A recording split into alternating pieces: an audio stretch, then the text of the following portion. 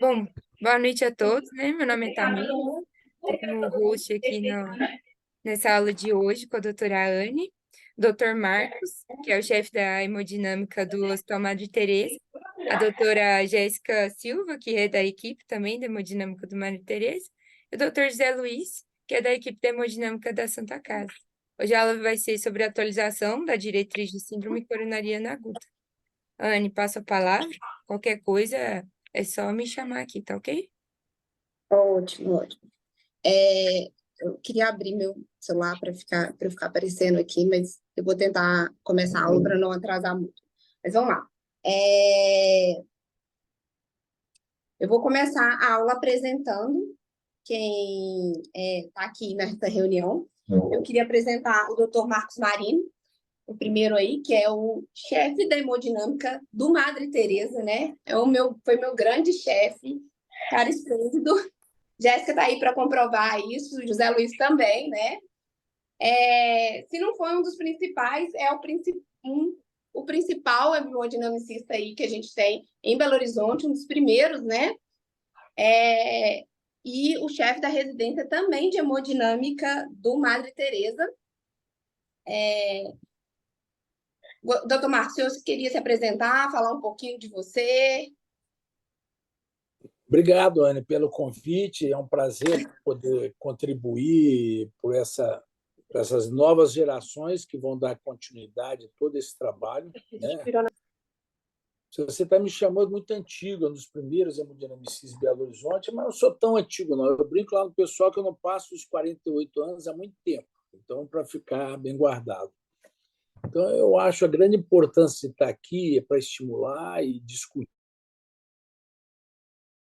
para a turma nova que vem, esse tema de uma maior importância da síndrome coronária aguda que ficou muito não desleixado pelo próprio sistema público nos primeiros 30 anos da minha atividade profissional. Hoje, com as UPAs, com o sistema público, com uma quantidade muito grande de hemodinâmica no estado inteiro, eu acho que isso pode mudar e essa discussão vai ser boa para isso, tá?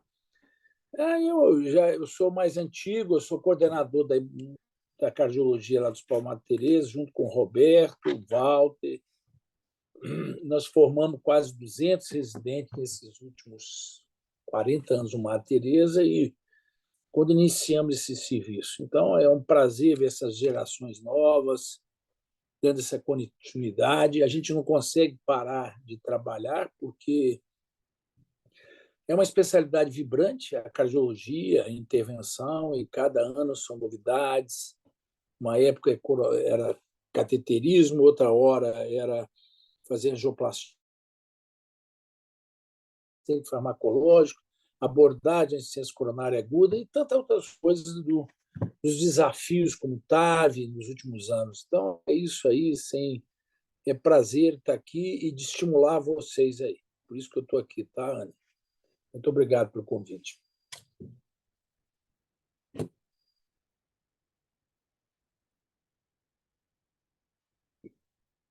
Está me ouvindo? Estamos te ouvindo, doutor Marcos. Então, tá bom. Então, é isso aí, tá? Eu queria que você iniciasse aí, todo mundo aí, se quisesse, eu estou à disposição, tá?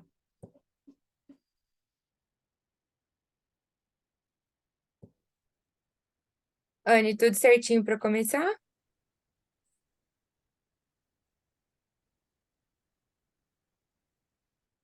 A gente não está te ouvindo. Seu áudio está fechado.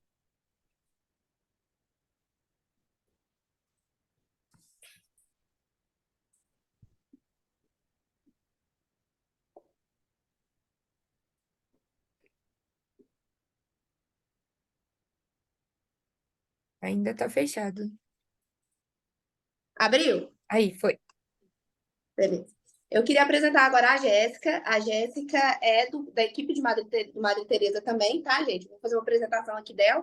Ela é da equipe da Porta da Cardiologia da Madre Teresa e atualmente também da hemodinâmica, né, doutor Marcos? Contando com sua ajuda ali também, né?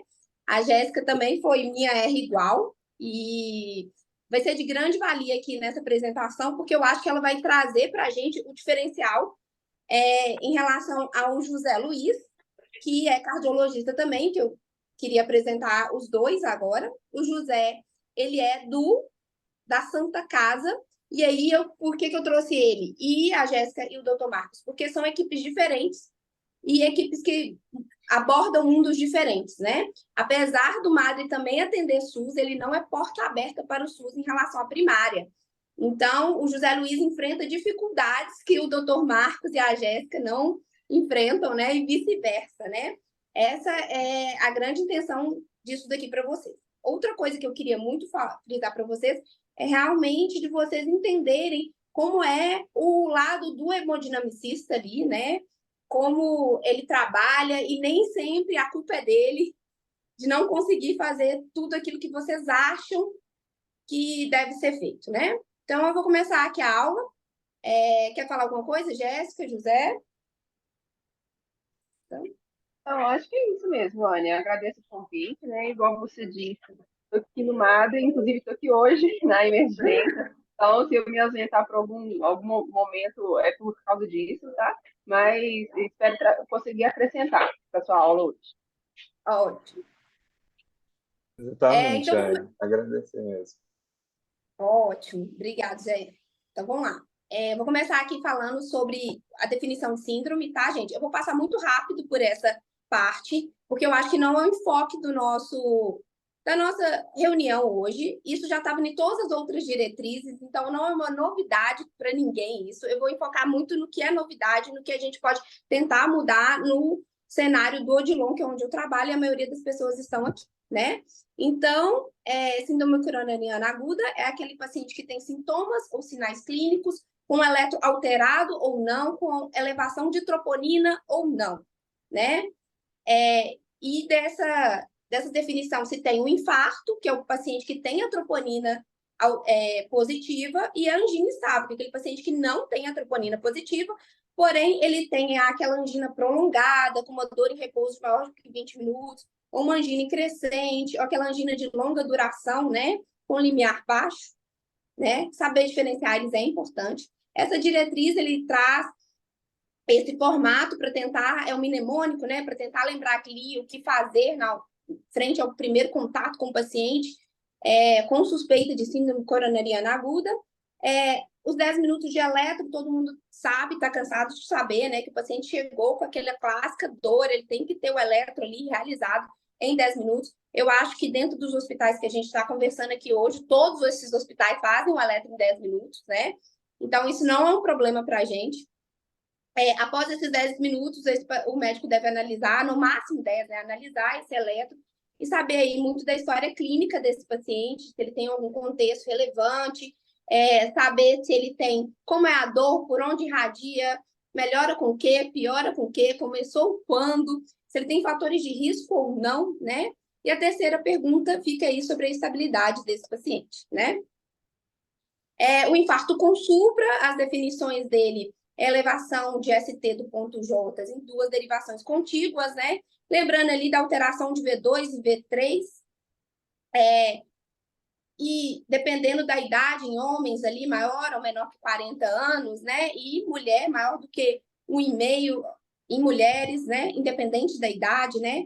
Ou maior que 1 milímetro nas outras derivações, na ausência de um BRE, ou aí de talvez uma hipertrofia ventricular, uma cardiomiopatia hipertrófica, né? Que vão vir alterados. E não é esse eletrotipo que a gente está procurando, né? Infarto com supra. Lembrar aí de sempre fazer, quando tiver um infarto inferior, suspeitar, fazer um V3, V4R, né? Infarto posterior, V7 e V9, né? Nunca deixar de fazer essas derivações na suspeita. Outros achados importantes na triagem de reperfusão imediata, que são pacientes que aqueles que devem ir para reperfusão imediata, são pacientes com elevação de ST, de V7 e V9, ou de V1 a V3 ali especificamente, elevação de V3, V4R, né? E aqui eu queria chamar muita atenção para esse último tópico aqui, né?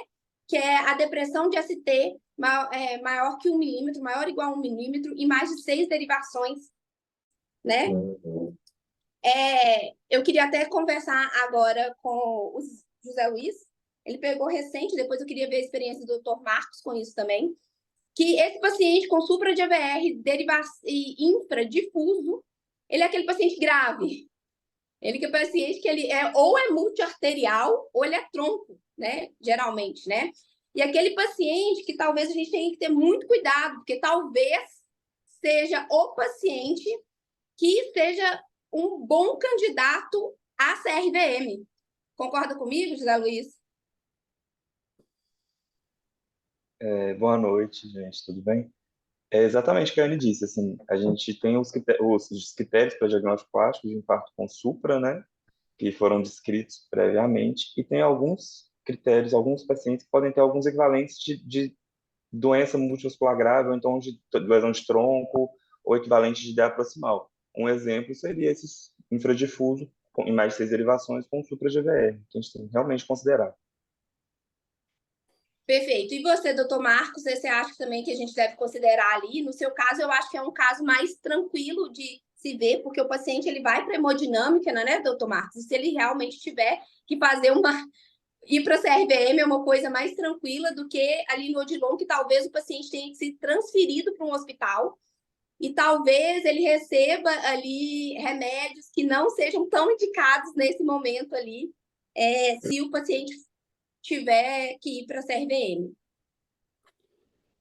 Eu acho que a visão mais atual hoje, Anne, para a turma jovem, a gente, na síndrome coronariana aguda, no Mater Teresa, nós somos muito intervencionistas, não para CRVM, para angioplastia. Depois a gente pode discutir mais na frente isso. A anatomia do paciente vai depender muito da opção terapêutica, ou para CRVM, ou para angioplastia. Muitas vezes a angioplastia está adiada. A gente pode discutir isso, mas essa síndrome coronariana, a grande importância é estudo precoce desses doentes. Perfeito, concordo. A gente vai avaliar isso e vamos discutir à medida que você continuar a aula. Perfeito, doutor Marcos. Então, eu vou continuar aqui. Lembrar do BRE, né? E da síndrome de Wellens, que também tem aí, né? Lembrar que o BRE com escarbosa positivo Nossa, eu acho que nem... Peraí, gente. Opa. Vocês me perdoam, que eu acho que...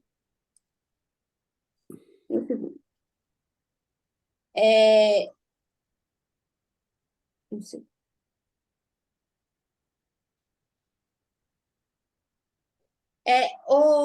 Quem que está mediando essa aula? Sou eu, Anne.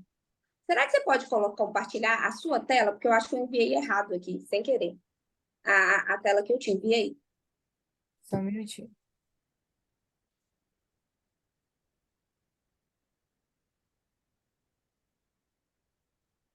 Consegue ver? Consigo ver a minha. Eu acho que eu tenho que tirar a minha, né? Isso. Pause. Parou de ver sair a minha? Stop. Saiu a minha, perfeito. Você colocou aí? Tô colocando. Você pode voltar onde que eu estava para mim?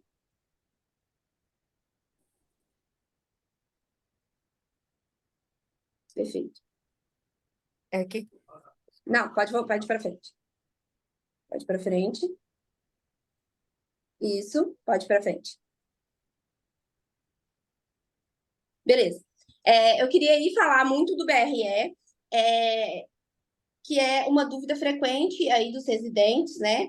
Que ele falar que o BRE ele está nessa intervenção imediata do paciente, né? E aqueles que tiverem critérios de escarbosa positivo e dor torácica típica, aquele paciente clássico, ele é aquele paciente que deve ir para intervenção imediata, né? Só que aquele BRE que não tiver a dor torácica clássica, esse paciente não deveria ir para intervenção imediata e aí fazer troponina, né, nesse paciente. Então, ficou bem definido nessa diretriz, inclusive não é na diretriz mesmo, é no anexo da diretriz. Ele deixa isso muito bem esclarecido, que o BRE você deve fazer o esgarbosa nesse paciente, e que o BRE sozinho não é sugestivo de oclusão de coronária, e sim quando o BRE vir acompanhado de sinais ou sintomas, tá? E lógico que tem BRE é mais susceptível, né, ali a fazer um infarto, né?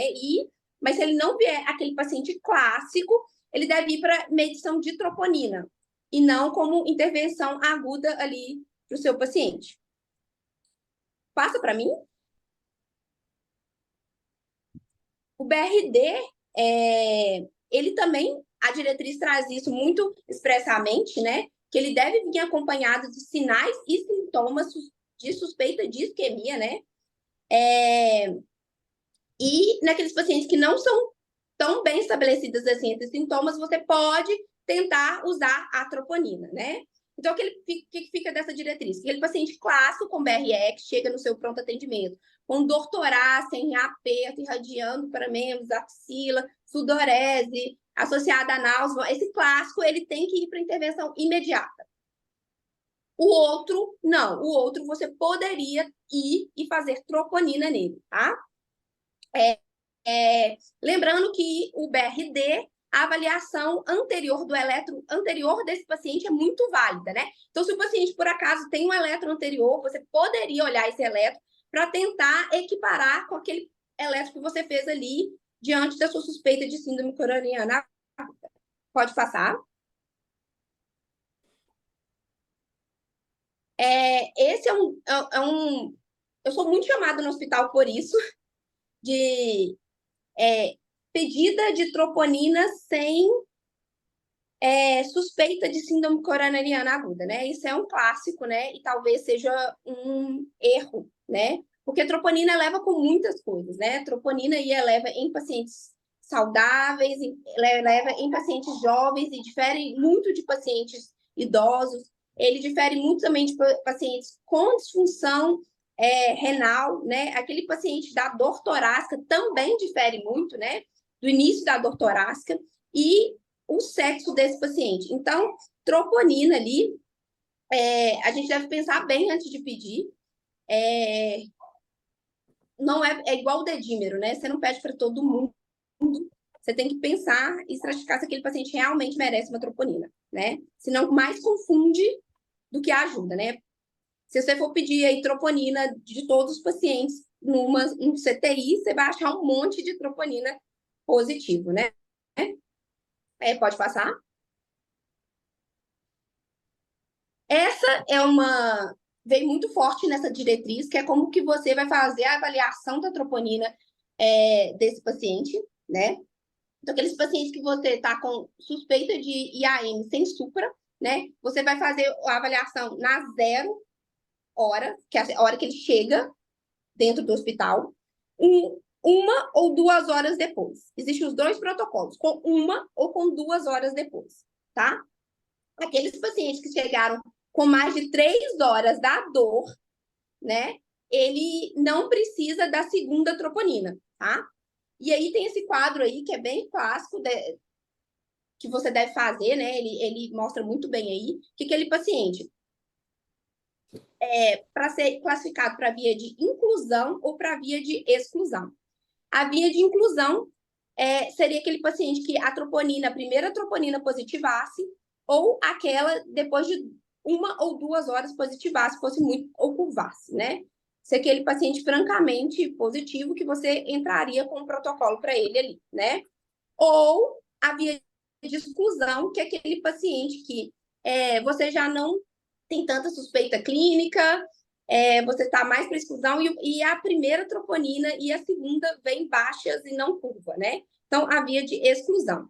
E fica ali aquela via do meio, que é aquela via que não atende esses critérios, né? Aquele paciente que você ficou ali com a pulga atrás da orelha, né? Que é aquele paciente que tem uma dor muito típica, não curvou troponina, mas tem a dor muito típica, né? Você pode observar e fazer a terceira troponina com 3 horas, tá? Então, esse é o clássico agora, tá? Isso são recomendados para troponinas ultrassensíveis, tá, gente? Por que eu tô falando isso? Porque os 2 hospitais trabalham com ela, tá? Então, não tem por que eu falar da troponina convencional nesse momento, tá?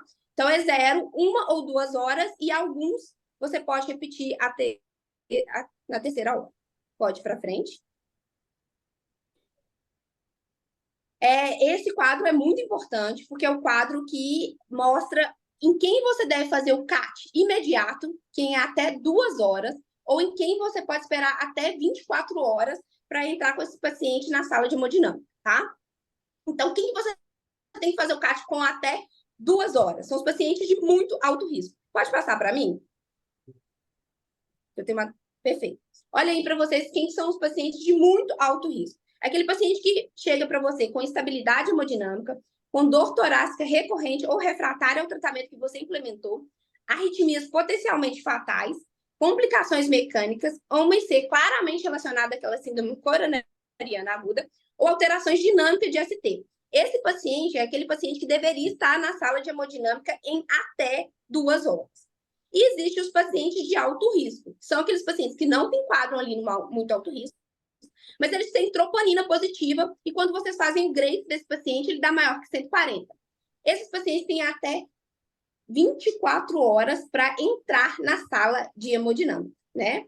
Pode passar. Então, fica bem estratificado isso, ó. Muito alto risco, intervenção imediata. E aquele paciente de alto risco até 24 horas, certo? Lembrando, gente, que pacientes com angina instável, eles devem ter estratégia invasiva durante a internação hospitalar, ok? Não é para mandar esse paciente para casa, vou fazer uma estratégia em casa, não é isso, tá? Ele recomenda estratégia invasiva durante a internação dele ainda hospitalar. Pode passar. Anne, durante 24 horas, pode passar o slide. Durante 24 horas... Opa, você passou um a mais, passou não? Desculpa. Não, passou não, desculpa. Pode voltar. Pode ir para frente.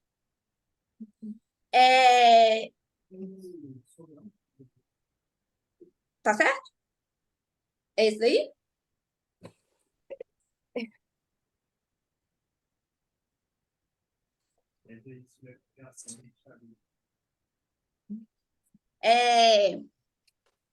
Eu vou falar, então. Conseguiu ver? É isso mesmo, né? Posso continuar?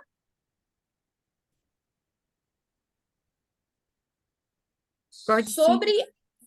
Pode? Pode. Então tá. Sobre a intervenção imediata, gente, aquele paciente que você quer que esteja na sala de hemodinâmica, que é aquele paciente com síndrome coronariana aguda com supra de ST, ele tem que estar dentro da sala de hemodinâmica em até 120 minutos, tá? O ideal é 90 minutos e o máximo que você pode tolerar é 120 minutos. Essa é uma parte que eu queria muito parar agora e conversar com os hemodinamicistas. Marcos, no Madre Teresa, os pacientes estão em 120 minutos na sala de hemodinâmica ou em até 90? Nós temos protocolo de dor torácica, infarto com supra, até 90 minutos. Perfeito. Mas a média nossa é em torno de 60 a 70 minutos atualmente. Tá? Perfeito. Por quê? Time treinado. Com a emergência, e é isso que vai fazer a diferença. Tá? Então, para infarto com supra. Então, lembrar que nós, até 120 é como tem o protocolo. Mas a gente tem que Mas 90 é o ideal, né? O ideal. Nós temos que discutir depois que estratégia no local que você não tem hemodinâmica disponível para fazer angioplastia primária. Eu acho que para hospitais públicos, para serviço público, a grande discussão que a gente podia levar depois para isso. Perfeito. Eu acho que essa parte que eu quero mais frisar aqui, né? Que esses 120 minutos é para o PIUGui estar cruzando a artéria. Então, o paciente tem que estar na hemodinâmica, não é entrando no hospital. Ele tem que estar dentro da sala, deitado na hemodinâmica. O hemodinamicista tem que estar cruzando a artéria, tá? Então, agora eu vou passar a voz para o José Luiz ali, porque eu queria conversar com ele como que é isso em respeito aos hospitais públicos, que você que está ali na Santa Casa recebe primária, qual que é a média de atendimento?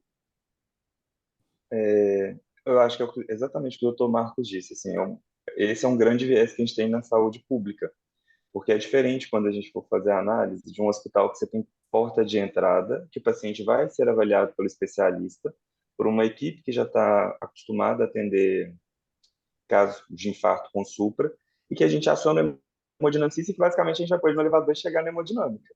Essa é a realidade, que eu também fui a plantonista do pronto-socorro da cardiologia do Madre Teresa, sou plantonista também no pronto-socorro do Mater Dei, e o que eu vejo de diferença é isso. O que a gente faz? A gente deu o diagnóstico, a gente aciona a equipe de hemodinâmica e a gente transporta o paciente em transporte intra-hospitalar. Isso é muito rápido, isso é muito ágil, a gente consegue bons tempos. O que acontece é o que o Dr. Marcos disse, quando a gente está no hospital, que você não tem um pronto atendimento associado à hemodinâmica vinculado no mesmo hospital, esse paciente ele vai depender de um transporte extra-hospitalar. Então, por mais rápido, por mais ágil, por melhor que a equipe seja, a gente ainda depende de um transporte, depende desse paciente chegar no outro hospital, ser admitido, entrar na sala de hemodinâmica, fazer o cateterismo, e nesses 120 minutos, é o que você disse, ele tem que estar com o vaso aberto. Não é 120 minutos para fazer transporte, não é 120 minutos para dar diagnóstico, é 120 minutos para a gente ter um vaso aberto desse paciente. Então, isso estende muito, principalmente em cidades grandes, que a gente atende uma abrangência de cidades de localização gigantesca, né? Então, são diferenças grandes, é o que eu estou mais disse. A gente pode até conversar sobre isso com mais calma, sobre o que seria uma estratégia ideal para a gente fazer nesse mundo. O que a gente vê é que, na maioria dos lugares, o paciente chega com prazo extrapolado, sem sombra de dúvida. Porque até que se consiga um transporte, até que se consiga entrar no hospital, até que ele chegue, facilmente ele vai estourar esses 120 minutos. E aí entram outras estratégias que eu estou vendo que você vai falar mais para frente. Perfeito, Zé. Eu Também, queria né? que você respondesse bem abertamente qual que é a média de tempo, mais ou menos, que você recebe os pacientes. No, mas, assim, aí, é porque Mais ou existe uma... menos. Só para poder falar uma coisa. É muito variável, porque é isso, aí depende da localização do paciente que teve o diagnóstico, depende da situação que ele teve o diagnóstico. Vou dar um exemplo, não é um dado extraoficial, não é uma coisa formalizada pela Santa Casa, nada disso. Mas, que a gente, quando recebe, a gente tem a tabela também das primárias, nossa, da hemodinâmica, completamente assim, que a gente tenta localizar o que está acontecendo. Um dos tempos que são melhores são, por exemplo, os do paciente que vem da UPA do Odilon. Porque tem uma equipe Bom, treinada, tem muito residente, tem muito médico especialista. Então, ótimo. assim, o tempo para se dar o diagnóstico parece ser muito bom. Mas, mesmo assim, até o que o paciente dê entrada, que ele entre na mesa, nos últimos 2 meses, por exemplo, acho que, se não me engano, dos 7 ou 9 pacientes, eles chegaram quase que 5 ou 4, com quase que 110 minutos até ele chegar na mesa. Então, ele sobraria, assim, 9 minutos, 8 minutos para fazer o CAT e abrir a artéria, abrir o vaso. E esse é um dos melhores tempos que a gente tem, porque ainda sim, é um lugar que tem muito médico especialista, e o diagnóstico é rápido. E o transporte ainda é mais rápido. Se a gente pegar nas UPAs mais periféricas de BH, que vai ter o recém-formado, que vai ter muito variável os plantonistas, aí eles chegam com o tempo estouradíssimo, se deixar, né? Perfeito, perfeito. Então, isso eu queria muito falar com vocês, principalmente porque existe aí o papel da fibrinólise, né? Que está aí disponível para a gente no infarto com supra, e a gente sabe que até 1 hora ele é equiparado à angioplastia, né? Então, talvez seja uma possibilidade de a gente fazer, né? Mais de 6 horas, ele realmente perde muito a eficácia, né? Mas ainda tem recomendado até 12 horas, mas existe esse gargalo dentro realmente do SUS, né? Que é o transporte por um hospital, né? Pra vocês verem a diferença aí de um hospital ao outro, e não é por falha de equipe, né? Queria deixar isso muito bem claro, não é por falha de equipe, realmente falha de locomoção ali, né? Então tá, gente. E o que mais você pode fazer a ICP de resgate, que é aquele paciente que você fez a fibrinólise e fez a fibrinolite que não deu certo, né? Ele não teve resolução do segmento ST mais do que 50%, né? Ali entre 60 e 90 minutos, né? Ele continua com estabilidade hemodinâmica ou com uma dor torácica ali persistente, né? Esse paciente, ele realmente deve ir também para a sala de hemodinâmica imediata, né? Aquele paciente também que faz a fibrinólise e é bem sucedido, você vê tudo fazendo correto, ele deve ser imediatamente transferido para um hospital com ICP, tá? Não é para demorar a transferência dele, só que teoricamente ele iria para UCO, né? Para ele avaliar aí como é que ele ficaria no próximo tempo até fazer ICP. Você pode passar para mim? Perfeito. Por que eu falo que ele iria para a UPA e não para a sala de hemodinâmica? Porque os estudos mostram que esses pacientes que tiveram aí a fibrinólise bem-sucedida, a ICP repós foi entre 1h30 e 17 horas. Então, não tem um consenso muito certo de quanto tempo depois seria o ideal para fazer a ICP desse paciente, né? Se a ICP não for viável entre 100 e 120 minutos, gente, é realmente a fibrinólise, a gente tem que deixar isso muito bem estabelecido. Talvez, se você vê que vai agarrar, se você vê que vai demorar, se você vê que não vai chegar ali, a fibrinólise é a recomendação principal ali, né? Mas que 12 horas a gente não faz, né? Recomendação aí, 1A, não fazer mesmo, né? Pode passar?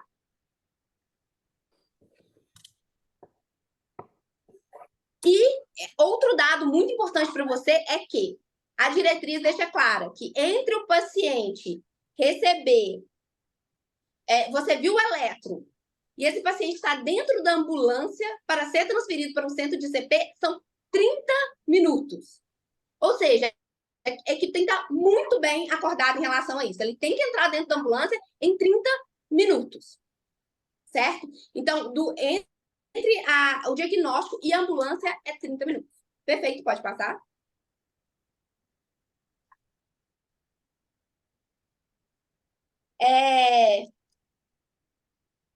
ICP de rotina pode ser considerado em pacientes com até 48 horas, né? Tem pacientes que tiveram o diagnóstico de infarto com supra até 48 horas, eles entram na ICP de rotina ali, né? Ele pode ser considerado. Porém, isso ficou muito claro nessa diretriz, já tinha também em outras, né? Que pacientes com mais de 48 horas, sem sintomas persistentes, tá, gente? Sem sintomas persistentes, a ICP não é indicada. Então, se o paciente infartou, ele ficou ali 48 horas no Odilon, ele melhorou os sintomas, a gente não vai fazer mais ICP nele, tá?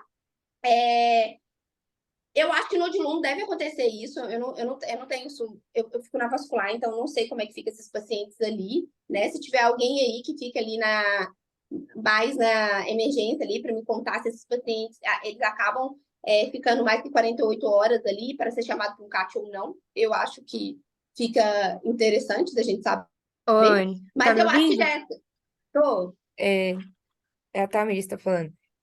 Ficam beleza. assim, viu? Tem muitos pacientes que acabam, né? Principalmente aqueles com Grace um pouco mais baixos, né? Infelizmente, a rede não consegue absorver todos os pacientes. Então, muitos deles aguardam, inclusive, 5 dias, 6 dias, para poder conseguir o cateterismo. Porque a gente não tem outras formas, né, de estratificar os pacientes, né, com angina instável. Então, assim, todos os pacientes acabam sendo encaminhados para o cateterismo. Mas aí, infelizmente, Entendi. Então, existe essa possibilidade do paciente ficar lá mais que 48 horas no infarto com supra, né? É, esse é um gargalo grande, né? Porque, teoricamente, ele realmente deveria ter feito até 48 horas, porque após isso seria realmente não recomendada, né? Aí, 3A, bem com, com, estabelecido isso. com supra é menos comum. Com supra menos, né? Isso. Ótimo. O que Mas esse acontece daqui é mais com são supra mesmo. os pacientes que chegam com mais de 12 horas de dor. Aí já aconteceu deles ficarem, sim. Então, assim, eu estou falando do Odilon, tá? Não sei a realidade das outras UPAs. Mas, assim, Sim. o que fica esperando muito são os sem supra. Aí esses esperam. Que bom. Que bom. Não, que bom não, mas é melhor, né? A Do gente tem que... conseguido muito linha vermelha, né, para esses pacientes. O nosso protocolo é o seguinte: todos os pacientes triados de amarelo, eles passam numa salinha de eletro, a gente olha o eletro, ou então os pacientes de laranja com dor torácica entram na sala de emergência, a gente também faz eletro. Então, esses 10 minutos de avaliação inicial a gente consegue cumprir tranquilamente. Então, como você falou, nossa equipe da sala de emergência é muito grande, cada um vai fazendo uma coisa. Quando um prescreve, o outro vai ligando, o outro vai fazendo na RH, vai. Então, consegue muito rápido. E o SAMU tem também, né, faz parte desse fluxo e tenta o máximo possível encaminhar em até 30 minutos. Mas é isso que o José falou, né? mesmo a gente com tudo isso, ainda assim demora, né, a chegar, infelizmente. A gente tem que tentar melhorar um pouquinho esse tempo. Eu acho que vale frisar, Às vezes o que nem você é disse é culpa da muito gente, real. né? A culpa pode ser ali do trânsito, né? A culpa pode ser do protocolo. Então, eu posso falar porque eu trabalho no SAMU também. O que acontece é que a demanda do SAMU é muito alta.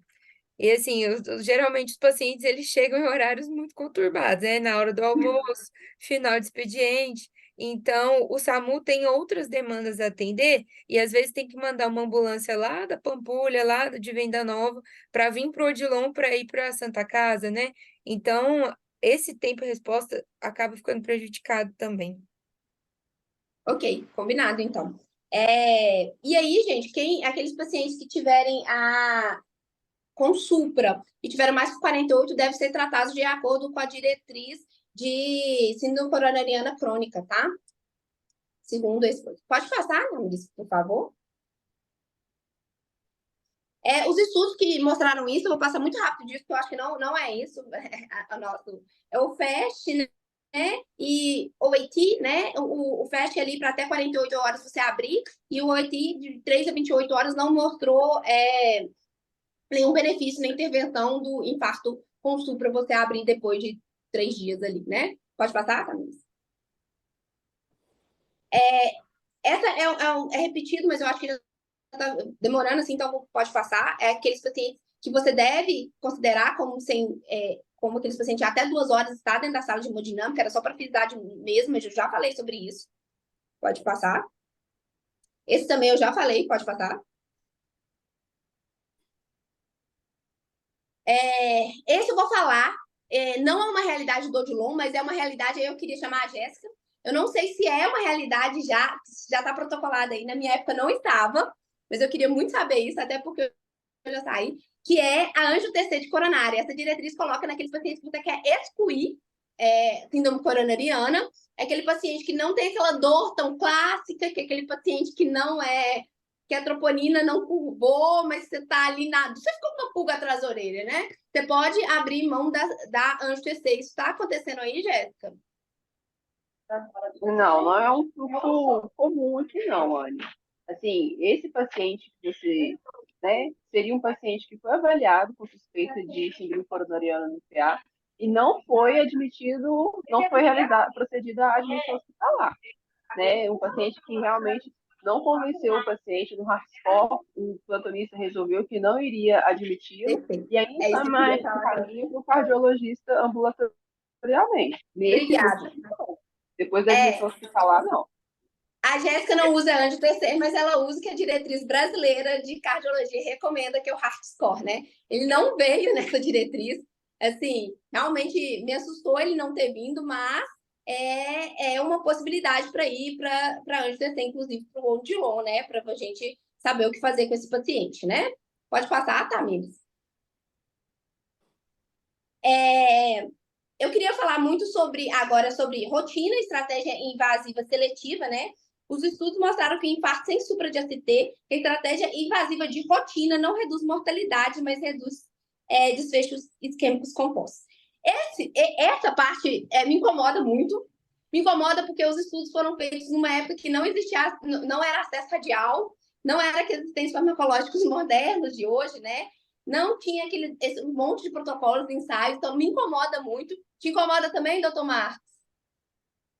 Mudou, né? Hoje, 90%, acredito na Santa Casa também, como Mater Teresa, 90% dos procedimentos no Mater Teresa de cateterismo, tem intervenção, é radial. Então, nós reduzimos o índice de hematoma e de riscos hemorrágicos muito, como você falou. E os stents, por isso que eu falo, cada doente você tem que estratificar, né? Os doentes hoje, os stents farmacológicos de última geração que a gente usa, mudou muito a história, sabe? Lesões complexas, lesões longas, lesões tortuosas que a gente não abordava mais de 10 anos para trás, hoje essa terapia de intervenção mudou muito. Quer dizer, uma das coisas que a gente pode discutir depois eu acredito, que é a questão de você fazer estratégia invasiva, seletiva, você lembra disso do Mater Teresa, todo doente com ciência coronária aguda, ele vai para uma coronariografia. Isso eu não tenho nem dúvida disso, tá? Ok. Pode passar, Tamires? Essa já é uma velha recomendação, né? Todo mundo está cansado de saber disso, vou passar rápido. Mas hoje em dia, o Mona, não sei para quem, o Mona se move, hoje em dia não existe mais isso, não caiu por terra o Mona, né? Oxigênio realmente só para quem está desaturando, saturação ali menor que 80%, né? Opioides para quem está com dor. Então, aquele protocolinho não existe mais, né? Pode passar. Aspirina, eu acho que é a grande aí que vai e volta, os estudos mostram outros, e a aspirina fica, né? Ela é realmente ali soberana entre todos os medicamentos que tem, né? Então, a aspirina ali é recomendada para todos os pacientes com síndrome coronariana aguda e pronto, acabou, né? Aspirina, recomendação lá. Eu não vou falar, não vou ficar falando dose, gente, que eu acho que não é a intenção da dose também da aula de hoje. Pode passar, tá? Existe aí também o clopidogrel, prasugrel e ticagrelor. Agora eu vou até conversar com o pessoal aí sobre isso. No Odilon, se não me engano, Tamires me corrija, é só clopidogrel, certo? Isso, correto. Perfeito, né? Só clopidogrel. Eu acho que no SUS inteiro é só clopidogrel, né? Doutor Marcos, no Madre Teresa, até onde eu estava, era ticagrelor. Ainda é ticagrelor, nas Aí, coronarias agudas, tá? A S perfeito. e ticagrelor. A questão agora, pra você ter uma ideia, nós hoje, por isso que você falou, uma coisa muito interessante, talvez o AS mais a dupla agregação plaquetária, ou clopidogrel, o ticagrelor e o prasugrel, nós acabamos de participar de um estudo coordenado pelo o Einstein, diversos hospitais em Minas, no Brasil inteiro participaram, quase 200 hospitais, foram randomizados mais de 3.580 pacientes, como estudo randomizado AS mais prasugrel ou AS eticagrelor versus monoterapia, prasugrel e ticagrelor. Então, a tendência nós vamos ter, talvez, daqui a um ano, ter resposta desse estudo, embora tenha estudos já coreanos mostrando que a monoterapia com prasugrel ou com ticagrelor, e talvez um outro estudo que sai com clopidogrel, dê a mesma resposta que dupla agregação plaquetária. Mas ainda a gente não... Isso é na pesquisa. Daqui a um ano nós vamos ter resposta. Perfeito. Por que isso, Anne? Porque o que faz sangrar esses doentes, muitas vezes, principalmente pós-intervenção, é o AS, e não o ticagrelor, nem o prasugrel, tá? Tá bom. Eu queria conversar aqui com o Zé, porque eu acho que ele tem mais aí na... Ele teve experiência com prasugrel, né, Zé? Zé? Oi, porque no Mater Dei, no pronto-socorro, tem prasugrel disponível. Em Mas não caso é de para você infarto, fazer, né? mas nos casos de infarto com supra, o protocolo atual da instituição usa-se prasugrel. Perfeito. No SUS é como você disse, assim, é clopidogrel que a gente tem disponível. Acredito que todas as UPAs no SUS, o que a gente usa mesmo em massa é o clopidogrel. É o clopidogrel. Lá faz consulta prasugrel lá no MAC. Isso. Ainda bem que tem. Pode passar, Tamires. Boa. Eu queria deixar isso muito claro para quem está vendo aí que tem muitos residentes do Odilon, então eu queria deixar muito claro que o prasugrel e o ticagrelor são melhores do que o clopidogrel, eles devem tentar ser implementados, tá? Então, Só por isso, Anne, mecanismo de ação, o ticagrelor de 30 a 60 minutos já está agindo, tá? Perfeito. Tomou o ticagrelor, por exemplo, no pronto atendimento, quando ele chega na hemodinâmica para fazer uma reperfusão, uma recanalização, ele está agindo. E o clopidogrel demora mais do que 4 horas. É só por isso, eu acho, entendeu? A ação na síndrome com sub de ST, tanto o prasugrel como o ticagrelor, tem um mecanismo de ação de imediato, em 30 a 60 minutos. Isso que é a grande importância da padronização desses serviços privados. Perfeito. O clopidogrel aí, talvez você abra mão para um paciente mais idoso, né? Aquele paciente que sangra, né? Porque como ele sangra menos, né? Assim, né? Pelo menos era o que está escrito nessa diretriz, né? Ticagrelol também não. Ticagrelol também não. Menos. Só o prasugrel que talvez seja questionado acima de 75 anos, tá? Perfeito, perfeito. Eu queria muito lembrar, gente, que essa diretriz falou, e eu queria deixar bem claro que AS e clopidogrel pós-síndrome coronariana aguda fiquem por 12 meses. Existe agora uma tendência aí a diminuir, mas não é o protocolo, não é para todo mundo. Isso deve ser muito bem avaliado, né? Que o pessoal aí que vê trombose de stent sabe o quanto isso é difícil no paciente, né? Então, é uma coisa que se deve avaliar melhor a suspensão. Eu vou falar disso mais para frente, mas pode passar. Isso eu acho que eu já falei, tudo que está aí. Né? Eu vou falar agora sobre anticoagulantes. Pode passar, que eu vou mostrar o próximo quadro. A anticoagulação parenteral recomendada para todos os pacientes com síndrome coronariana aguda, né? Ela deve ser descontinuada. Nossa Senhora, travei. Imediatamente após o ICP, né? Então, ali abriu a artéria, colocou o stent, parou a anticoagulação parenteral, né? Anne, não deu certo. Igual a Tamires falou assim, o paciente não foi para a hemodinâmica, ele ficou aí com a gente. Quanto tempo que a gente deixa? 8 dias, tá? Então, a gente deixa 8 dias e depois suspende também. Pode passar? Só uma dúvida, Anne, que é uma coisa que o pessoal, os residentes sempre perguntam, né? Quando a gente encaminha esses pacientes para a linha vermelha, para ICP, ou não é para a gente fazer a dose do anticoagulante na sala de emergência? Perfeito. O Zé vai te responder isso, mas eu queria só que você passasse o próximo, só para comentar antes qual que qual que você deveriam tentar fazer se fosse fazer. Então, assim, heparina não fracionada. Passa para mim o próximo, que eu acho que o quadro vai ficar bom de ver. Perfeito. Aí, ó. Você vê esse quadro aí, você note que existe o infarto sem supra e o infarto com supra. No infarto com supra, a heparina não fracionada é a heparina recomendada, né?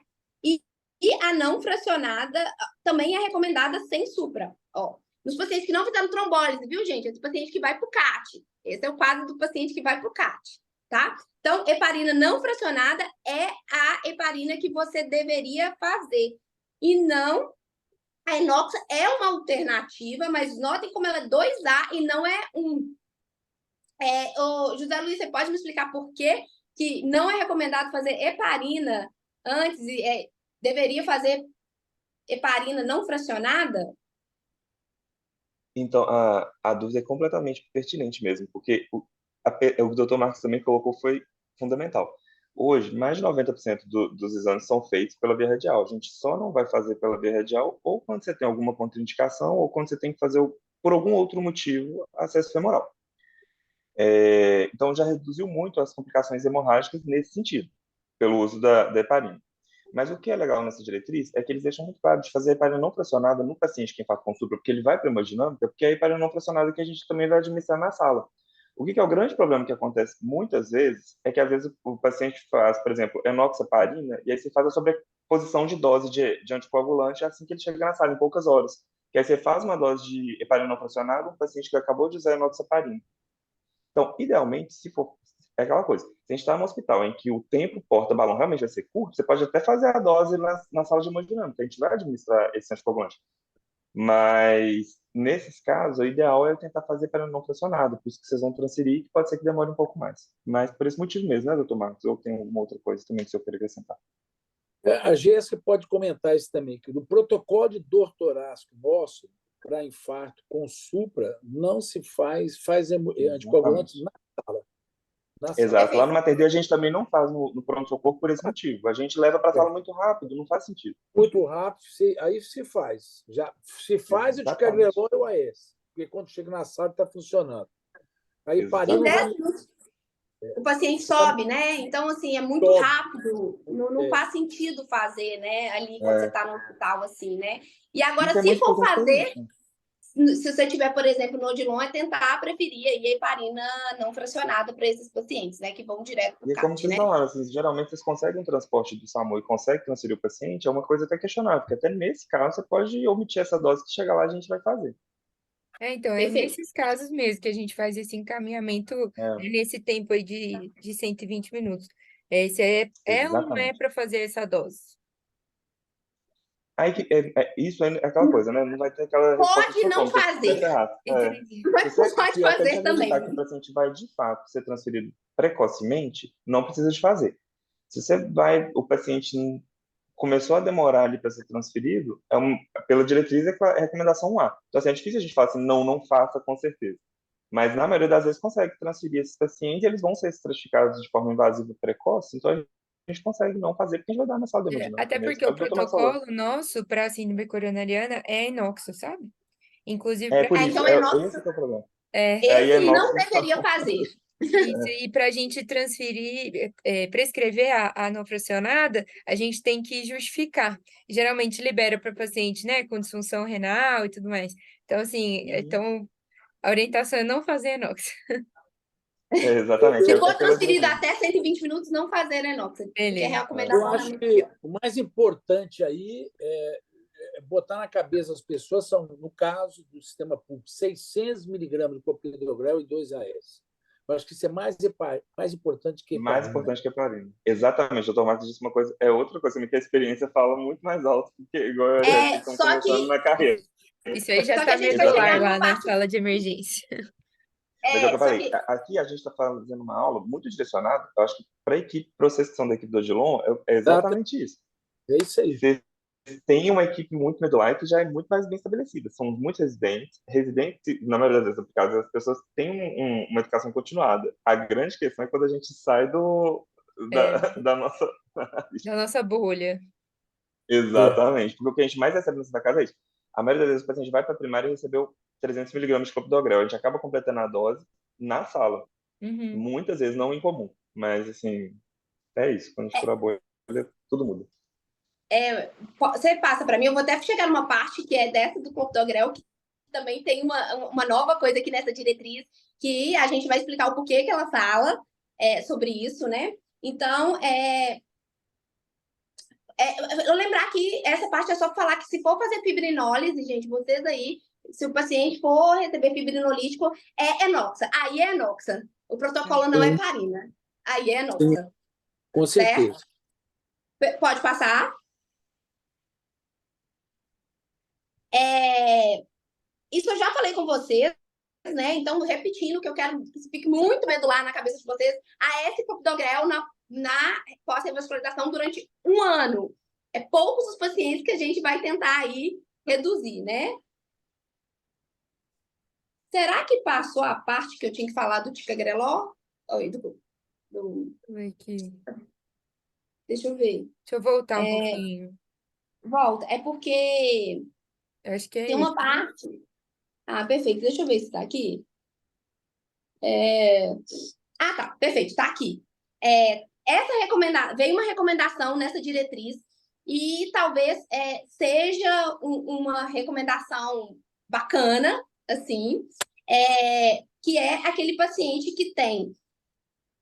Você sabe que de 24 horas ele vai ser transferido para um centro de hemodinâmica, você tem certeza disso. Você pode optar em não fazer clopidogrel, fazer somente o AS.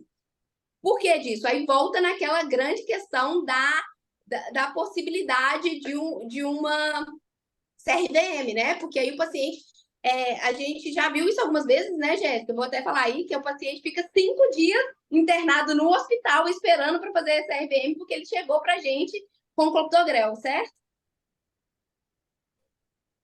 Sim, né? Não é comum, mas acontece com frequência. Perfeito. Então, o que eu recomendo, gente? Assim, aquele paciente que, por exemplo, ali no MAD, que é a Jéssica, ela não faria nada. Eu acho que eu faria ali AS e mandaria o paciente imediatamente subir para a sala de hemodinâmica, porque ela tem certeza que esse paciente vai ser avaliado antes dela fazer qualquer coisa, como colocar um ticagrelol ou um clopidogrel ali na sala de emergência, né? A gente Mas se um plantonista no Mar Teresa não der a S-ticagrelor lá, a gente puxa a orelha dele depois. É é protocolo, mesmo, um infarto com supra, dá a não, ticagrelor. esse é sem supra, ô, doutor Marcos. Ah, sem supra não, não. Isso não muda Não, nada. esse é sem supra. Então, se Isso fica bem recomendado, tá, gente? Infarto com supra é na urgência ali. Você pode dar S, ticagrelol, o clopidogrel, tudo, tá? Mas é um infarto sem supra. Se você acha que o seu paciente vai para a sala de hemodinâmica ali em 24 horas, você poderia não dar o clopidogrel. Vocês fazem isso aí, Tamires?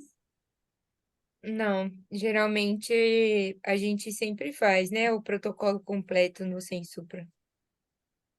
Beyoncé, O grande problema no Sem Supra é exatamente isso que eu falei com vocês. O paciente chegar ali no hospital é uma possibilidade de CRBM, e aí ele ficar 5 dias esperando para fazer a cirurgia, sabe? Quando a gente vê um eletro com esse padrão, né, de multivascular, a gente tenta ligar nos hospitais que recebem via linha vermelha e discutir caso a caso. Às vezes, a gente consegue transferir esses pacientes, mesmo sendo sem supra, em linha vermelha. É um pouco mais difícil, depende muito de quem a gente discute o caso, sabe? Mas aí a gente acaba tendo né, podendo compartilhar um pouco, né, individualizar caso a caso, sabe? E aí Perfeito. eles passam essas Perfeito. orientações assim, mas é bem difícil, tá? Geralmente esses pacientes acabam recebendo protocolo completo. Porque eles vão ficar mais que 24 horas aí dentro, né? Exatamente. Perfeito. Volta lá, então, para mim, Tamires. eu recomendo, igual a Tamires comentou, eu acho que deve fazer o protocolo completo. É uma recomendação 2A ali, não é tão assim também, né? Mas Mas eu existe. vejo porque mudou muito, entendeu, Anne? Muitos dos doentes, mesmo multiarteriais, que vão para a cirurgia, eu acho que hoje, com o serviço de intervenção, com a experiência de toda a geração nova, mesmo hemodinamicista, você tratar um doente com raras exceções para cirurgia, eu acho. Uma oclusão crônica, um doente não bem multiarterial complexo, aí você pode, ele estabilizou, você pode esperar 3 dias, não muda nada, tá entendendo? O benefício de você tratar esse doente precocemente, 90% eles vão para a intervenção percutânea, eu acho que é mais benefício você dar o protocolo completo. Tá? Perfeito, perfeito. Ótimo. Próximo, Tamires, eu já falei sobre esse daí. Eu não vou frisar muito isso, tá, gente? Esse slide aí, mas isso vem nessa recomendação da diretriz, que você pode diminuir por menos que 12 meses a dupla antiagregação ali, né? Em pacientes com alto risco de sangramento, você pode ali pensar de 3 a 6 meses, né? É uma recomendação 2A, e em um mês é um estudo de não inferioridade, tá? Eu queria falar que esses estudos, eles foram, até uma crítica minha mesmo, eles olharam muito desfecho hemorrágico e olhou pouco desfecho isquêmico desse paciente, tipo assim, não olhou se o paciente era muito isquêmico ou não, se o paciente tinha... Então, assim, eu achei um estudo, eu não gosto muito disso, não, tá? Eu acho que se você for fazer isso, você deve individualizar muito bem e o paciente realmente tem que ter um potencial de sangramento assim, para você pensar em não usar a dupla de agregação por 12 meses. Mas existe essa possibilidade. Pode passar? Esses são os estudos, tá grande a aula, mas então eu vou passar por eles. Depois, se vocês quiserem ler, vocês podem ler. Pode passar o outro. Esse é o outro estudo que fala de um mês. Esse aí é pior ainda. Vai para frente. Essa é a mesma coisa que eu já falei com vocês, então pode passar. A tripla de agregação, agora, esse é muito interessante, porque ele fala sobre aquele clássico paciente, né? Que é aquele paciente que tomava, tem que tomar uma anticoagulação por algum motivo, por exemplo, ele tem FA, e aí lindamente foi descrito pelo Augustus, né? Todo mundo lembra o boom que foi esse estudo na cardiologia, né? Que é o NOAC mais o clopidogrel, né? que é o Eliquis, mas o clopidogrel, né? Em pacientes que tem que ser anticoagulado. Então, aquele paciente, eu recebi um paciente que precisa de dupla antiagregação plaquetária, porque ele acabou de colocar um stent, e ele precisa de anticoagulação por causa de algum fator, por exemplo, FA. O que você deve fazer com esse paciente? O Augustus fala, uma semana, esse paciente, enquanto ele estiver internado, durante uma semana, ele recebe tripla. Ao sair do hospital, ele vai embora com Eliquis e clopidogrel, certo? O pessoal aí em cima, todo mundo concorda, né? Eu acho que esse é o protocolo ideal aí, né? Ele cita alguns outros tipos de recomendações que você pode fazer, por exemplo, nem todo mundo tem acesso ao Eliquis, né? Então, algumas pessoas, ou aquelas pessoas, nem todo mundo tem acesso, tem gente que não pode, né? Com Eliquis, né? Tem gente que tem que ser varfarina, né? Então, aí, quando for varfarina, você tentar deixar um alvo entre 2 e 2,5. Então, não é aquele 2 e 3 mais, entre 2 e 2,5, né? E aí, você pode usar a mão dos outros também, que é rivaroxabana e dabigatrana, tentar olhar também que eles podem ser em doses reduzidas. Rivaroxabana de 15 e dabigatrana de 110. Pode passar, tá, amigos?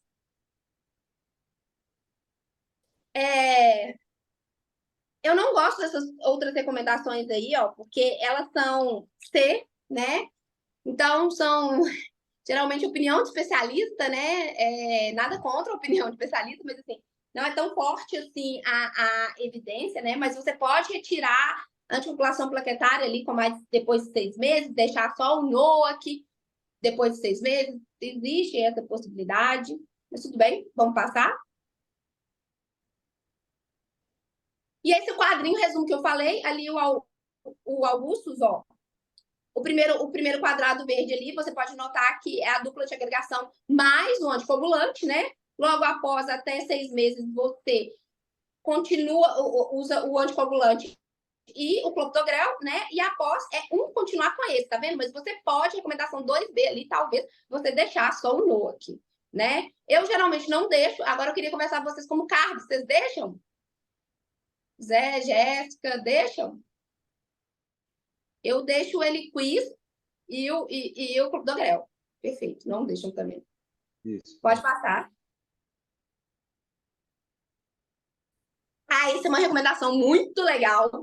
Essa é bastante interessante, que é o paciente que parou, chegou parado para você. Aquele paciente chegou parado na sala de emergência. O que você tem que fazer? Quem deve ir para hemodinâmica intervencionista na urgência, né? É aquele paciente que chegou parado, depois que você fez a ressuscitação ali, cardiopulmonar, o paciente voltou, você faz o eletro e ele permanece com supra. Essa é a recomendação. Você fez um eletro, pós-parado, o paciente está com supra, é esse paciente que vai para a sala de hemodinâmica, tá? E o resto, Anny, o resto não é que ele não deva ir, tá, gente? Mas ele não tem que ir naquela sangria desatada, tá? Em 2 horas tem que estar na sala de hemodinâmica. Não é isso que eu tô falando. Mas quem deve dar naquela sangria desatada, você tá ali 2 horas na sala de hemodinâmica, é o paciente que você fez um eletro pós-parada e tem um supra. Perfeito? Posso? Pode passar essa parte? Essa eu acho que é mais para vocês. Vou pular ela. O marca-passo, gente, antes a gente ficava muito em dúvida de quanto tempo que o marca-passo ele ia ficar ali no paciente, né? Por quê? O paciente, por exemplo, ele fez um infarto anterior grande ou uma CD ali que irriga o nó AV e fez um bloqueio, um BAVT. E aí o paciente estava bloqueado. Quanto tempo que eu ia esperar após a intervenção para aquele paciente eu implementar um marca-passo definitivo? São 5 dias, foi bem estabelecida nessa diretriz agora. Então, após 5 dias que você fez o seu trabalho, você coloca. Ô, Tamires, tem algumas pessoas mandando mensagem, eu não consigo ler. Será que você consegue depois me contar o que eles falaram? Espera só um minutinho aqui. Porque eu acho que eu fui perdida aí nessas mensagens. Você viu que eu não sou boa de tecnologia, né? Ó, Mensagem, então. mandaram aqui uma agora, a Esther falando que já pegou 2 casos esse mês que tinha supra pós-PCR, com vaga de linha vermelha, porém não aceitaram após a intercorrência, né? No caso pós-PCR. Acaba que o paciente fica lá com a gente na sala de emergência. Essa vaga foi recusada erroneamente. Ela deveria ter ido. Pós-PCR com supra é linha vermelha.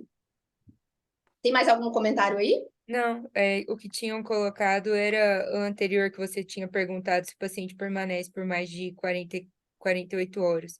Aí alguém acabou de escrever que ontem foi no pós-PCR com Supra. Ontem eu mesma, né, fiz um transporte de uma paciente que ela teve um mal súbito na rua, 30 minutos de PCR, chegou no Odilon, ela tinha Supra, só que não conseguiram a vaga para ICP, ela foi trombolizada, começou a evoluir com TV, começaram a meldarona, depois ela começou a evoluir com Torsades. Foram mais de 20 episódios.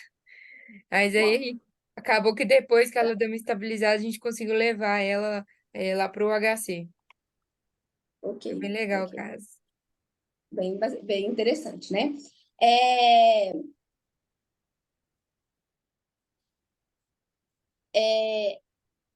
eu queria falar para vocês aí que arritmias ventriculares não sintomáticas, por exemplo, essas síndromes frequentes, mas não sintomáticas, nem todos têm indicação de antiarrítmico, tá?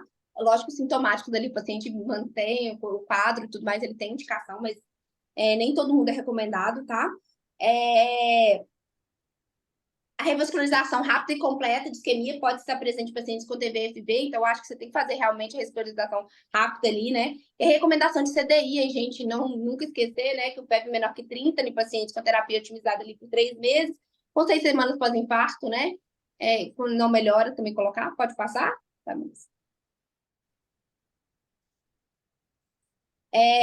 hipoglicemiante a longo prazo, a gente deve começar ali no tratamento do paciente internado, tá?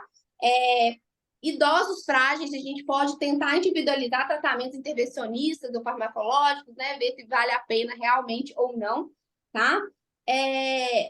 Agora entra numa parte muito, tá no final aí da minha aula, mas agora entra uma parte muito de recomendação de especialista, tá, gente? É muito nível de evidência C, mas antes a gente não tinha nenhuma recomendação, eu lembro que a gente ficava muito perdido ali durante as internações, principalmente com pacientes oncológicos, né? Que são aqueles pacientes que, por exemplo, paciente que tem menor que 6 meses de sobrevida, você pode tentar não recomendar a ICP, né? Agora, existem pacientes que estão fazendo tratamento de câncer, e aquele tratamento que é o grande causador da síndrome coronariana desse paciente, você pode conversar com o oncologista para ver se troca ou parar realmente a terapia do câncer dessa paciente. Próximo. Oi, perdão, peraí. Ali em pacientes com mau prognóstico, você pode considerar não fazer. Pacientes com menos que 10 mil plaquetas, você não faz AF, tá? Menos que 30 mil, você não faz clopidogrel, tá?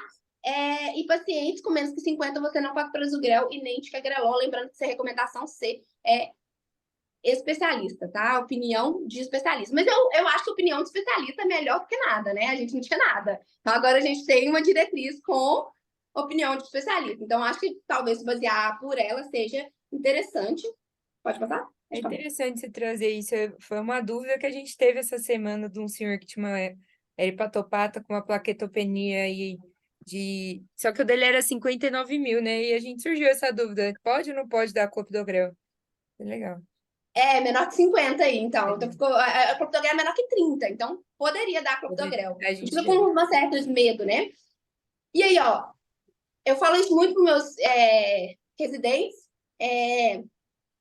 que terapia com estatina e ezetimibe, ou estatina de alta potência, deve ser iniciada, inclusive, durante a internação hospitalar, tá, gente? Então, assim, recomendar isso para o paciente, não deixar esse paciente embora com simvastatina, assim, existe a torva com a LME disponível hoje em dia, né? Hoje em dia o ezetimibe não é tão caro, né? Então, assim, cuidado com as prescrições aí de simvastatina para esse paciente, a não ser que você fez o LDL dele deu menor que 50, e talvez você poderia manter isso, né? Existe aí uma recomendação de colchicina.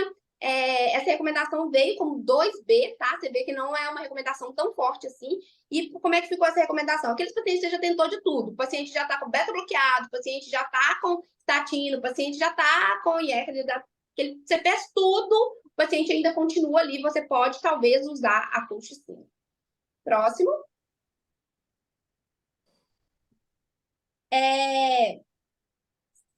Agora, essa parte vem muito de incluir o paciente na tomada de decisão, tá, gente? Talvez o paciente não quer, talvez o paciente tem medo, talvez é uma crença individual, e avaliar o bem-estar desse paciente é muito importante, tá? Ali dentro. Mas lembrar que a radioplastia, assim, tem os seus riscos, mas é um procedimento, assim, dificilmente a gente vê dar grandes... inclusive, antes de terminar essa aula, olha para mim se é a última, tá, amiga? Só para eu... não é. Eu vou falar agora, pode pular. Eu vou falar na minota. Pacientes aí, vocês devem pegar muito, pacientes que fez ou com supra, ou infarto, sem supra, não sei, tanto faz o caso. O paciente foi lá para o doutor Marcos, para a Jéssica, para o José Luiz, e ele veio coronária lisa, cara, esse cara tem que ser investigado, gente. Não é para mandar esse cara bater 2 passos na porta e vai embora. Não é isso. Esse cara, ele tem que ser investigado. Existe aí uma gaveta de minhoca, né, que a gente tem que olhar, né? Existe muito diagnósticos ali, alguns descobertos até na sala de hemodinâmica, né?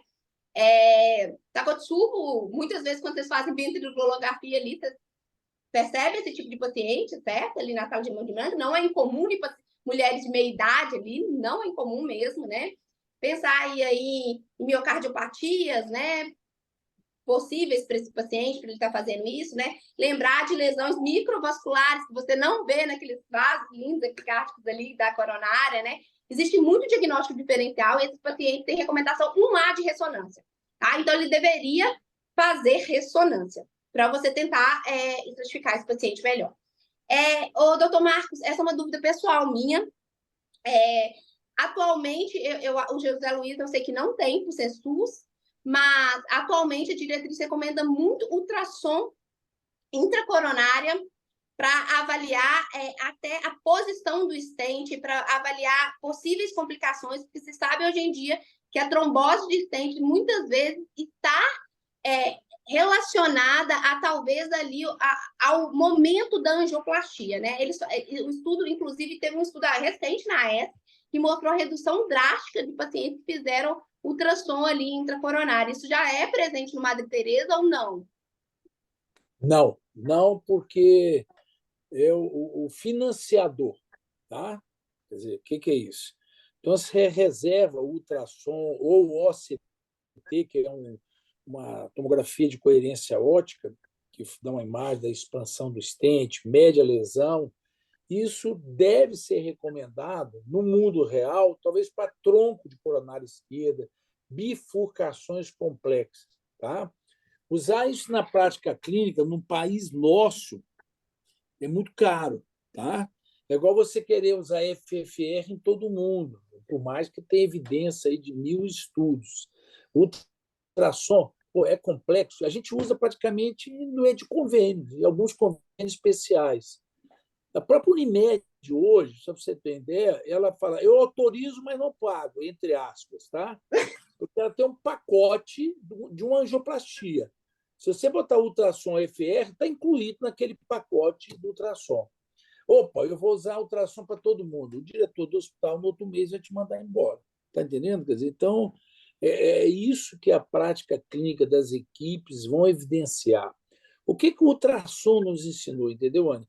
É que você tem que trabalhar. Nós gastamos muito balões hoje no Madre Teresa, eu acho que em qualquer serviço, muito balão. Balão para pré, para pós, entendeu? Quer dizer, porque o ultrassom mostrou que muitas vezes só implante direto do stent, se você fizer ultrassom, você vai ver que esse stent está subexpandido. Então, o uso da tecnologia nos ensinou isso. Quer dizer, lesões calcificadas, pós-dilata bastante. Então, o índice de trombose de stent, a Jéssica mesmo está lá esse tempo todo, é muito raro, porque nós otimizamos o máximo a lesão. Tá? Então, é isso. O ultrassom é muito bom para você usar em casos complexos. Você vai fazer um tronco coronário esquerdo.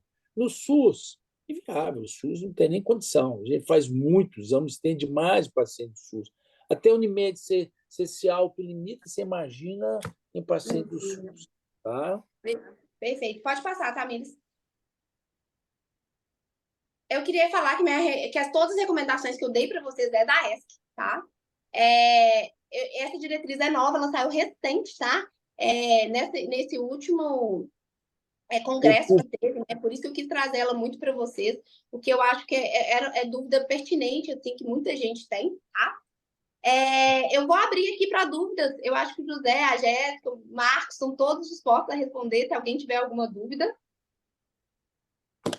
Eu queria fazer um comentário. Eu acho que até porque o foco nosso é um serviço público, tá?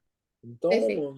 não vou falar de angioplastia primária de porta-balão de 60, 70, 80 minutos, que isso é uma coisa impraticável. Então, qual é o mundo ideal, entendeu, Anne? O que nós teríamos que fazer, tipo, no sistema público do país? Eu já falei isso no Congresso Brasileiro de Cardiologia. Um grande estudo, eu acho que todos vocês jovens deviam ler, é um estudo, é o STREAM Trial, STREAM, quer dizer, Estratégia de Tratamento de Reperfusão no Infarto Agudo. Por que eu estou falando isso? Porque o STREAM Trial teve um estudo, um braço forte de randomizado da Unifesp, o Carvalho, um amigo pessoal, que ele faleceu, interessante, 6 meses antes da publicação do STREAM Trial. O doutor Carvalho era hemodinamicista da Unifesp, em São Paulo, teve um câncer de pâncreas e faleceu. A gente tem essa gratidão de ele ter ajudado muito no Brasil o STREAM. Mas o estudo é um estudo randomizado, americano, europeu e brasileiro. O que é a importância? Por que eu estou falando do STREAM Trial? Porque foi uma estratégia de reperfusão para comparar fibrinólise com reperfusão primária. Perfeito, doutor Marcos. Isso. Tá?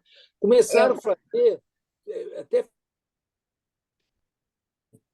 você imagina o seguinte, tem uma UPA lá na Pampulha. Será que ela chega a tempo no Madre Teresa ou na Santa Casa? 4 horas, 3 horas?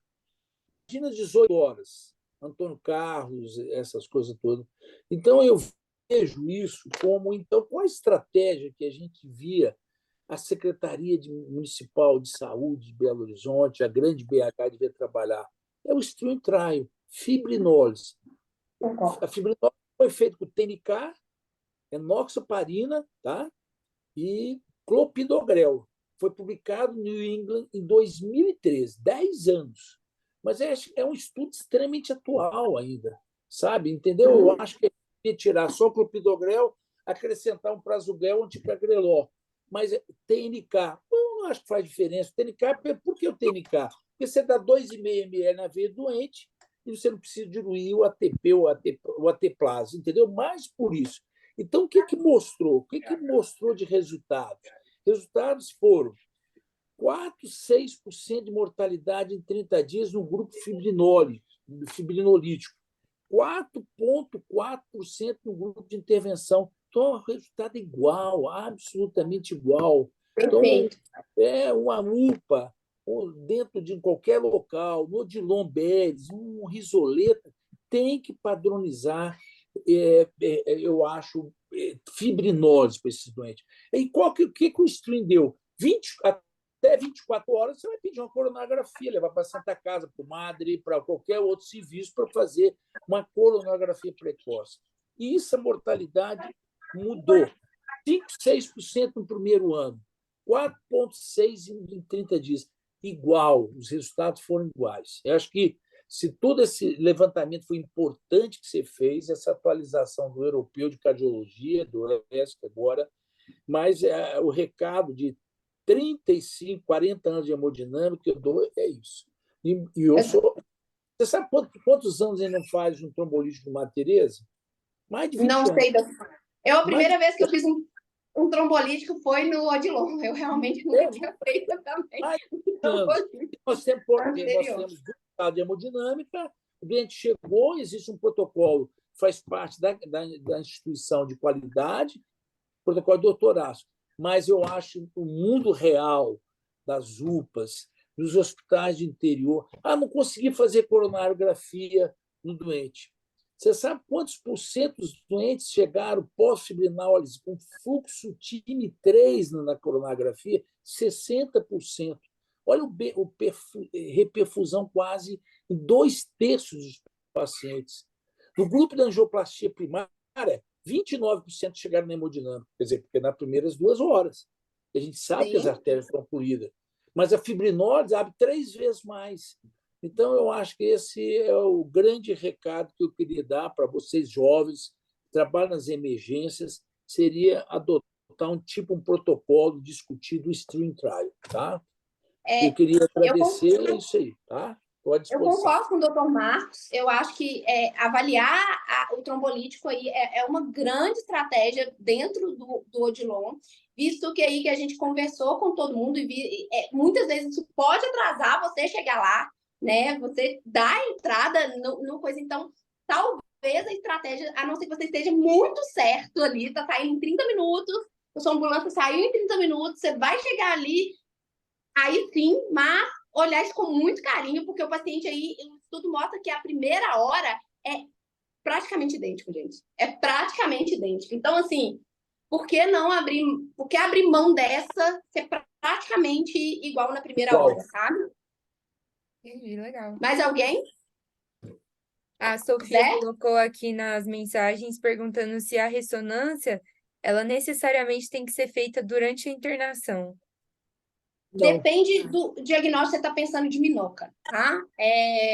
Por exemplo, cardiomiopatia hipertrófica ali talvez seja muito grave, que talvez você poderia estabelecer ali, mas nem sempre, tá? Eu acho que dentro do Odilon vai ser quase impossível você conseguir uma ressonância ali.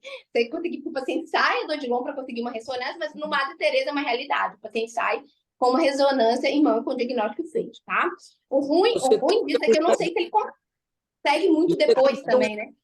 Você tem que ter, Anne, um cobuce no serviço para fazer ressonância cardíaca, angiotomografia cardíaca, fazer eco para TAV, quer dizer, você tem que ter um médico de treinar, não é só fazer ressonância. Com o conhecimento da ressonância na formação desse médico em diagnosticar minoca, tá? Exatamente. Minoca é muito difícil mesmo. Fazer ressonância do coração, o pedido do ressonância do coração não é assim, você só escreve ressonância do coração. Você tem que explicar qual é a sua hipótese diagnóstica.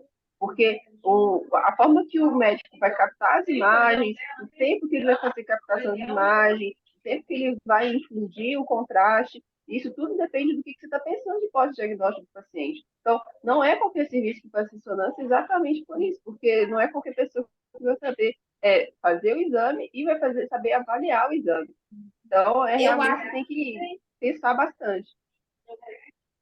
Eu acho que um eco ali, né, é uma grande solução antes da ressonância, né? Fazer o eco ali, ver talvez tamanho, ver possibilidades, né? O eco dá grandes respostas para a gente ali, né? De pensar para uma ou para outra característica, né? Até a ventriculografia mesmo ali dá algumas características, né? Mas existe essa possibilidade da ressonância. Doutor Marcos, quando eu peço ressonância pensando nisso, eu realmente mando para os lugares que eu confio, né? Então, assim, existe esse meio mesmo de eu sempre tentar mandar. O difícil é que o paciente quer fazer onde é mais barato, e aí nem sempre você consegue isso. Que ressonância, a maior parte dos convênios, tipo Unimed e SUS, não pagam ressonância cardíaca, tá? Então, Eu acho que o que o doutor Marcos falou é importante, porque, assim, em relação à dúvida, se tem ou não tem que fazer com o paciente internado, aí vai depender da realidade de onde que a pessoa está trabalhando, né? No SUS não é uma realidade para todos os hospitais. Raras as vezes, quando algum diagnóstico diferencial que você queira, né, muito, você vai talvez pedir uma diretoria para cobrir, como o doutor Marcos disse. Porque mesmo convênio, a gente trabalha até com convênio, a gente vê que ainda também tem esse impacto. Então, não vai ser uma realidade mesmo. Isso é Eles igual até ultrassom, não vai ser. aceitam, né? Diante de um relatório muito bem feito seu, eles não negam, não, né? Mas você tem que Exatamente. Porque você tem que colocar que aquilo ali vai ter um impacto na mudança do tratamento. E uma vez que o paciente, se você tem, igual o doutor disse, se você tem uma equipe que você confiou muito no eco, você excluiu a maior parte das doenças estruturais habituais, você excluiu ali os diagnósticos diferenciais do Tinoca, você tem que ter uma outra facilidade muito importante para convencer eles de pagarem. Anne, a gente até tem ressonância lá no Odilon, assim, só que é uma cota muito pequena. Tem uma cota. Só que Na Santa precisa Casa é a ter mesma coisa. autorização da gerência e tudo mais, é um pouco mais burocrático e tem um limite no mês. Então, assim, toda vez que você pede uma ressonância, Pode ser que um paciente, se você pediu sem indicação, um paciente depois ele não vai conseguir fazer, um outro que precise. Aí eu fico pensando quais que seriam os pacientes que valeriam a fadiga, sabe? Que valeria você correr atrás e brigar por uma ressonância nesses casos de minhoca, sabe? Eu acho que é igual o Zé falou, assim, talvez você tinha que excluir ali os casos de Tinoca ali, né, Zé? Que seriam os casos, assim, mais drásticos ali, né? Para tentar ver se você conseguiu com o que você tem excluído. Se não, eu acho que você deveria fazer mesmo. Mais Pronto, alguma obrigada. dúvida, Jamie? Não? Aqui no chat ninguém colocou mais nada, não. Perfeito. Eu posso agradecer aqui, pessoal? Verdade. Queria muito agradecer o doutor Marcos. Eu fiquei muito lisonjeada de você aceitar, tá? A experiência aí vale demais. Tem que contar que é um cara muito atualizado, um cara que tem grande importância aí no cenário da cardiologia, né?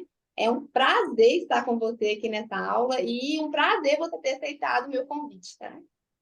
Saudade de vocês. Ah, que bom, Falei com que ela bom. isso hoje.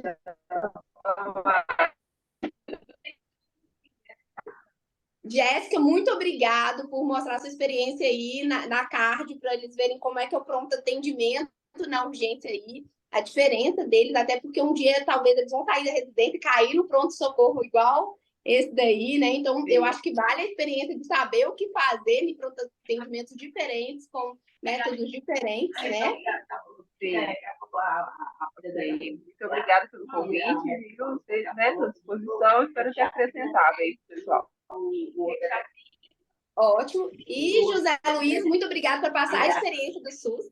Eu acho que foi essencial aqui nessa aula, principalmente porque eu queria passar, que era talvez segurar a mão de alguns remédios, talvez não xingar tanto o hemodinamicista assim, que talvez a culpa não é tanta dele. Assim. Olhar muito bem para a fibrinólise e falar, olha, essa é uma opção que talvez eu tenha aqui comigo. Ver que até 24, os estudos mostram que 24 horas no infarto sem supra, o médico tem até 24 horas para fazer. Então, assim, obrigado por trazer isso e até por mostrar dados para a gente de como que está sendo ali na Santa Casa. Eu que agradeço. Foi excelente a oportunidade de estar aqui com vocês. Depois, se vocês meninos quiserem pegar o contato, o pessoal quiser pegar do plantão, também estou disponível para a gente poder discutir, para a gente poder avaliar isso com mais calma. Acho que vale a pena falar, o Student Trial que o Dr. Marcos falou, ele é tão relevante que na diretriz da ESC ele entra como uma das referências, ele está no corpo do texto para poder falar sobre a estratégia farmacoinvasiva. E é isso, a gente tem que tentar levantar dados, atualizar e melhorar cada vez mais para a gente tentar, de fato, atender os pacientes de forma precoce e, inclusive, considerar mesmo a estratégia farmacoinvasiva para alguns pacientes, não querendo remar contra o que eu estou formando agora na hemodinâmica, né? É legal Perfeito. esse Mas é a realidade do sistema compartilhamento, né, público de saúde. de experiência, mostrar os dois lados, né? A gente tem essa questão de encaminhamento para ICP pelo protocolo da própria PBH, né? Inclusive, ele vem Exatamente. atualizando e se mantendo dessa forma. Então, acaba que a gente tem que ligar para poder transferir. Mas eu acho que o ponto principal é você conhecer seus protocolos institucionais e individualizar cada caso, né? Discutir em equipe, aproveitar que a gente tem toda essa rede de discussão tão importante e essas atualizações, né? Que eu acho que é fundamental. Exatamente, mas isso é importante frisar mesmo, porque assim, é seguido um protocolo que é rigor, que arrisca dos hospitais que participam, né? Então, se você predispõe a participar, vai entrar dentro daquele protocolo. Uma Exatamente. das coisas que é igual o Dr. Marcos falou e o que eu acho também importante, a gente só consegue, talvez, atualizar para a nossa realidade quando a gente gera dados. É isso que eu acho que agora a gente, por exemplo, na Santa Casa, é uma coisa que começou a chamar a nossa atenção, igual eu falei, nem tanto voltado para a questão do Odilon, porque é uma questão ainda à parte, que ainda é dos melhores centros que a gente tem. Mas quando a gente vê, por exemplo, paciente que vem de Betim, Contagem, esse paciente chega com 4, 6 horas após o início dos sintomas. Então, assim, a gente tem que começar a ter dados para a gente poder levantar a discussão. Não necessariamente a gente está falando de hospitais específicos, né? A ideia é a gente gerar a discussão como um todo mesmo. Eu concordo com você. Eu acho que a gente também tem que seguir a mesma regra, né, que tem da prefeitura. Exatamente. Mas, show, muito obrigado, viu, por compartilhar esses Obrigado a dados com a vocês. gente. É legal também para a gente tentar melhorar os nossos fluxos, então isso deveria Sim, acontecer sim. mais vezes. Perfeito, então, Beleza. gente. Até mais. Acho que acabou, né, Então Tamires? é isso, vou encerrar aqui a, a gravação.